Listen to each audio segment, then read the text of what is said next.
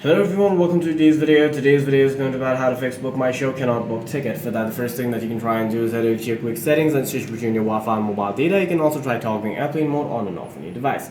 If the issue still persists, what you can try and do is head over to settings on your device. Once you're here, tap on apps, tap on see all apps, head over to the search bar, and then search for the BookMyShow app inside of your search bar. Head over to storage and cache, clear the cache of BookMyShow and try again. If the issue still persists, head over to your app drawer, open up BookMyShow inside of your device. Once you're inside of BookMyShow, make sure that you're logged into your account if you want to book any shows. However, if the issue still persists, then what you will have to do is head over to your app drawer, search for BookMyShow, long press on it, uninstall it, and reinstall it on the device from the Play Store.